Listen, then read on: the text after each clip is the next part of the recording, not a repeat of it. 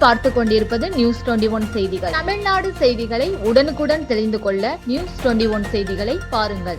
ஊரக வளர்ச்சித்துறை அமைச்சர் பெரியசாமி மாவட்ட ஆட்சித்தலைவர் சரவணன் தலைமையில் நான் முதல்வன் உயர்வுக்கு படி உயர்கல்வி வழிகாட்டுதலுக்கான மாணவர் சிறப்பு குறைதீர் முகாமில் பெறப்பட்ட மனுக்கள் மீது தீர்வு காணப்பட்டு மாவட்ட நிர்வாகம், திண்டுக்கல் கல்வி அறக்கட்டளை மற்றும் கல்லூரி நிர்வாகங்கள் மூலமாக மொத்தம் 111 மாணவ மாணவிகளுக்கு சுமார் 20 லட்சம் மதிப்பிலான உயர்கல்வி உதவித்தொகை மற்றும் கட்டணச் சலுகை ஆணைகளை மாவட்ட ஆட்சியர் அலுவலகத்தில் வழங்கினார்.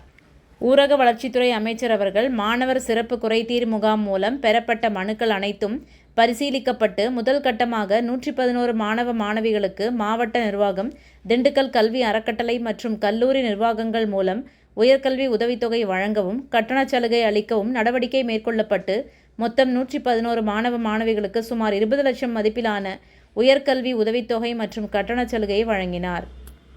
இந்நிகழ்ச்சியில் மாவட்ட வருவாய் அலுவலர் ஜெயபாரதி, உதவி ஆட்சியர் வினோதினி பார்த்திபன், மாவட்ட ஆட்சியரின் நேர்முக உதவியாளர் கோட்டைக்குமார், மாவட்ட முதன்மை கல்வி அலுவலர் உஷா, வேலைவாய்ப்பு மற்றும் தொழில்நெறி வழிகாட்டு மையம் உதவி இயக்குனர் பிரபாவதி மற்றும் பலர் கலந்து கொண்டனர். நியூஸ் 21 நேஷனல் செய்திகளுக்காக திண்டுக்கல் மாவட்ட செய்தியாளர் பாலமுருகன்.